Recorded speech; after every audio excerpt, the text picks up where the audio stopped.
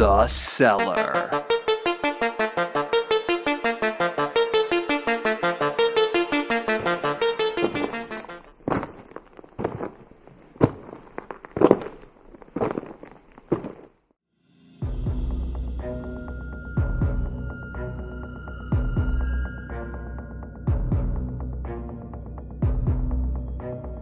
José Salvador Alvarenga was born in 1975 in Ahuachapan, El Salvador. Ahuachapan is a city and municipality with a population of around 110,000 people that is located in western El Salvador. Growing up, José's father owned a flour mill and store in their town. José had numerous brothers and absolutely loved everything to do with fishing. In 2002, that love would see José leave El Salvador and head to Mexico, where he would take up work as a fisherman. He loved being out on the water, and with little formal education, there wasn't a lot of other employment options available to José.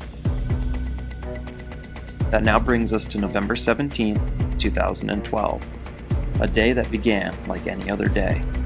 At the time, José was a shark fisherman out of Costa Azul, Mexico.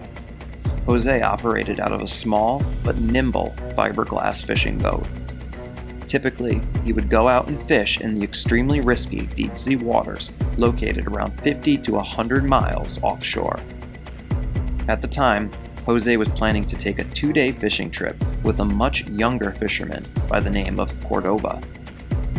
Cordoba was reported as being a 22-year-old who was extremely inexperienced in comparison to José, who was 35 at the time and had years of experience dating all the way back to when he was a child. The pair would set out for the deep waters off the coast, hoping for a couple of good days of fishing. Around the same time they set off, a storm was slowly approaching in the distance.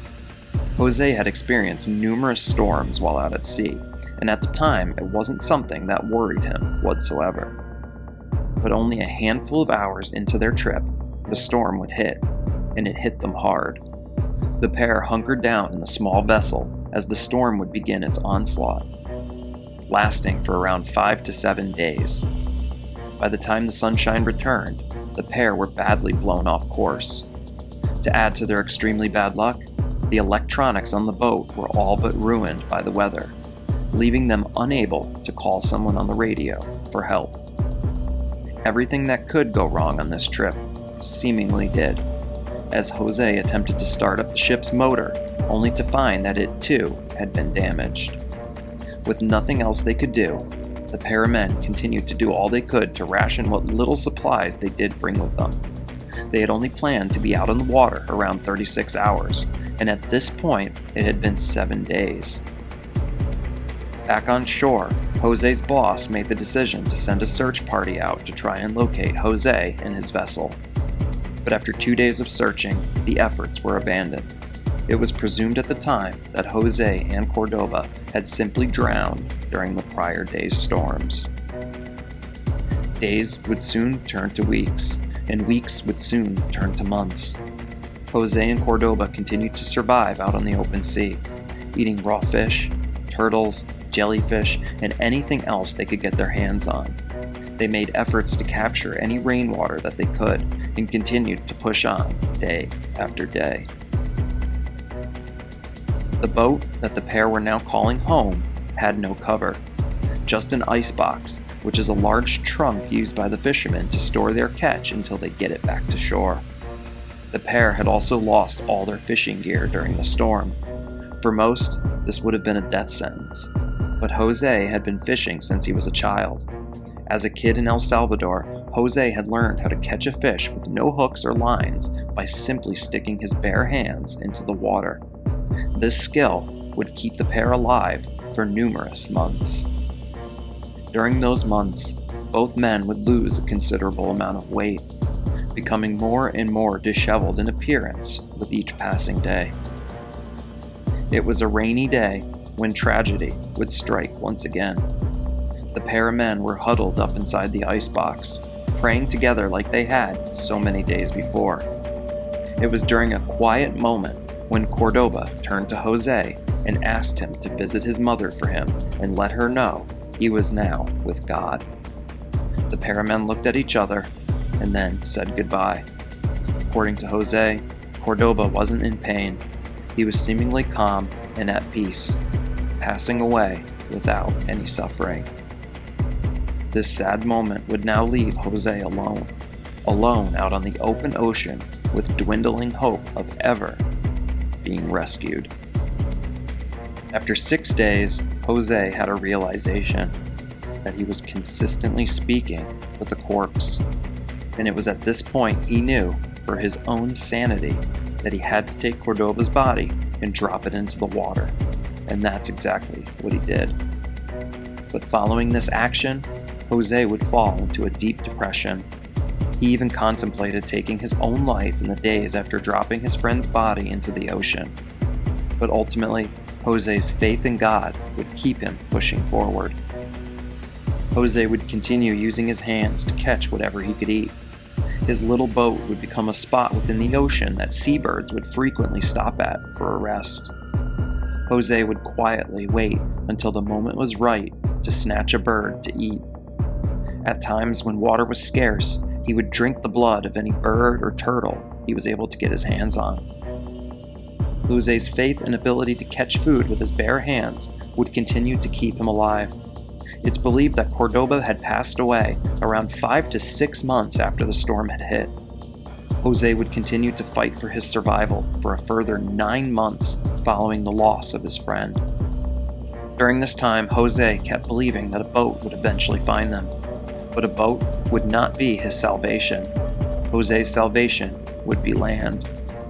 After 438 days lost at sea, Jose would see land for the very first time. First, Jose worried he was hallucinating.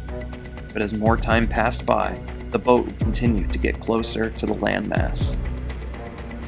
Once Jose was certain what he was seeing was real, he dove into the water and began swimming towards solid ground.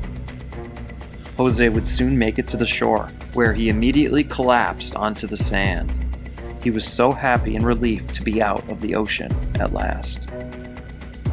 It was now January 29th, 2014. Jose had last been on solid ground November 17th of 2012. The island that Jose had made it to was one in the string of Marshall Islands. To put this into context, Jose was 6,022 miles, or 9,692 kilometers, away from where he had originally cast off on his journey in Mexico. Jose would soon rise up on the beach and locate some local residents. He would be transported to the biggest hospital on the Marshall Islands, where doctors and nurses would begin to care for the extremely dehydrated man. Following his rescue, Jose would begin speaking about his story, but it wouldn't be long before skeptics started to question whether or not he was telling the truth. But Jose simply didn't care about what anyone had to say about his unbelievable story of survival. Following everything that had occurred, the University of Hawaii and other independent oceanographers would later state that Jose's story of survival was entirely possible, with weather models showing that ocean drift did in fact match Jose's 6,000-mile journey. Jose would also work with a journalist named Jonathan Franklin. The pair would work together to publish the book called 438 Days. This book dives into Jose's entire story of survival, and if you'd like to know more about his story and really dive into it further, then I recommend you pick up a copy today. Following his release from the hospital, Jose would come through on his friend Cordoba's final wishes, as he would travel to Mexico and deliver Cordoba's final words to his mother. Today, Jose lives back in El Salvador, making efforts to live a better life following his courageous journey. He is currently working to make amends with his daughter, whom he had abandoned so many years prior. He also quit drinking and no longer fishes or even goes out on the water.